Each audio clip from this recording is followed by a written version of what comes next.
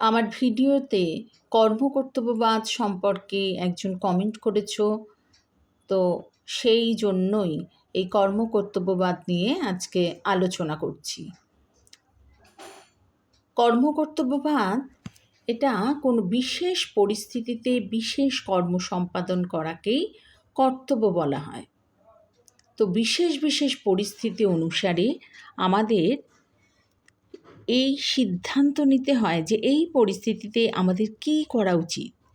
আবার সেই কর্মজগতে কতটা সুখ উৎপাদন করবে সেটাও কিন্তু বিবেচনা করে কখনো দেখা হয় না।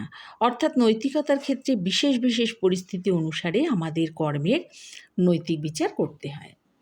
এবার এই কর্মকর্তব্যবাদ অনুসারে আমরা বলি যে সার্বিক নিয়ম বলে কিন্তু কোনো কিছু নেই, কিন্তু যদিও বা থাকে তবে তার কোনো প্রয়োগ কিন্তু নেই। বিশেষ বিশেষ পরিস্থিতি অনুসারে আমাদের নির্ধারণ করতে হয় যে এই পরিস্থিতিতে আমাদের কি করা উচিত। এক্ষেত্রে বেশ কিছু নীতিবিদ তারা তাদের মতো করে বলেছে যে তাদের মতে যে কোন কর্মটি করা হলে সেটা ঠিক বা ঠিক হবে না সেটা বিশেষ পরিস্থিতি বিচার করে সেটা নির্ধারণ করতে হয়।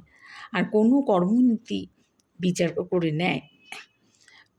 এক্ষেত্রে একজন দার্শনিক বলেছেন তার একটা গ্রন্থে, অর্থাৎ এথিক্স গ্রন্থে ফ্র্যাঙ্কেনা বলেছেন যে বিশেষ বিশেষ ক্ষেত্রে সঠিক কর্ম নির্ণয়ের জন্য কোনো সার্বিক মানদণ্ড কিন্তু নেই।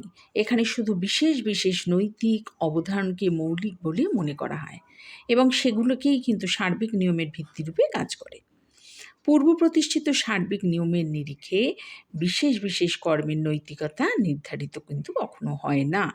তবে এক্ষেত্রে দাবি করা হয় যে মানুষের জীবনে প্রতিটি পরিস্থিতি কিন্তু আলাদা আলাদা ধরনের, তাই এমন কোনো সার্বিক নিয়ম থাকতে পারে না যার সাহায্যে প্রতিটি পরিস্থিতির বিচার করা যায়।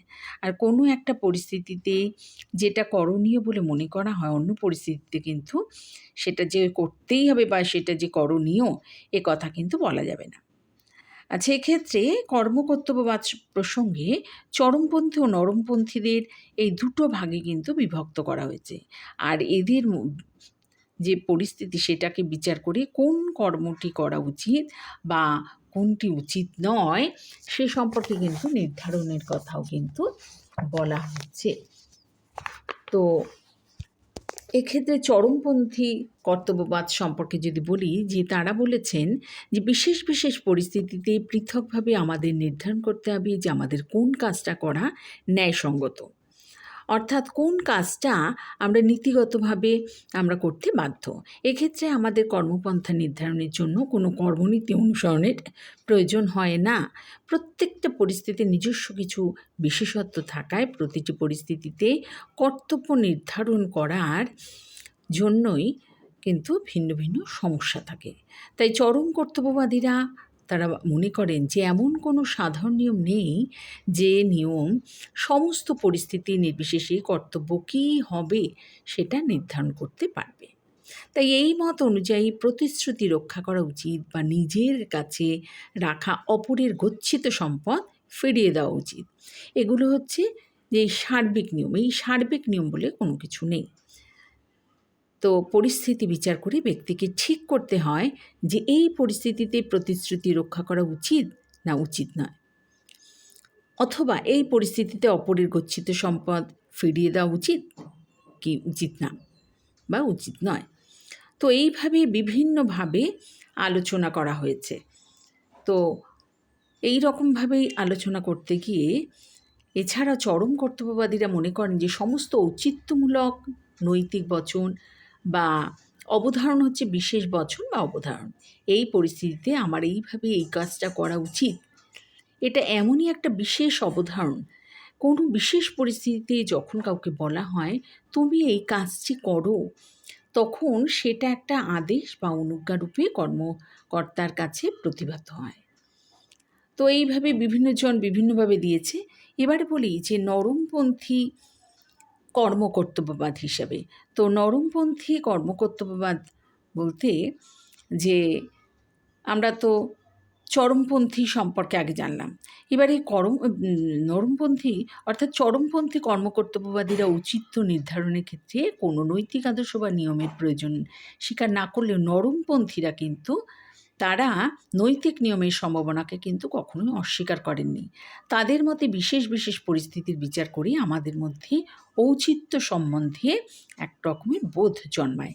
এই নৈতিক বোধের উপর ভিত্তি করে কোনো সার্বিক কর্মনীতি গঠন করা সম্ভব হতে পারে এবং এই সব কর্মনীতিকে অনুসরণ করে পরবর্তীকালে কোন কর্মটি করা উচিত এবং কোনটা উচিত নয় সেই সম্পর্কে কিন্তু নির্ধারণ করা যেতে পারে। অর্থাৎ পরিস্থিতির নীতিতত্ত্ব বলা হয় যে কোন সাধারণ কর্মনীতি অনুসরণ করে কোনো কর্মের ভালো বা মন্দ নির্ধারণ করা হয় না, বরং বিশেষ পরিস্থিতি অনুসারে সেটা নির্ধারণ করা হয়। তো এই ধরনের নিয়মগুলোকে তার মুখ্য বিষয় হিসেবে গ্রহণ করেনি, এগুলোকে তারা গৌণ বিষয়রূপে উল্লেখ করেছেন। তাদের মতে একমাত্র বিশেষ বিশেষ পরিস্থিতির বিচারই মুখ্যরূপে গণ্য হয় এবং এগুলিকে অনুসরণ করেই কিন্তু কোনো কর্ম বা কর্মনীতির নৈতিক বিচার করা হয়। তো এইভাবে কিন্তু এই কর্মকর্তব্যবাদটা তোমাদের একটু বোঝালাম। এটা যে চেয়েছো তার পক্ষে এটা সুবিধা হবে। তো এটা আলোচনা হলো কর্মকর্তব্যবাদ।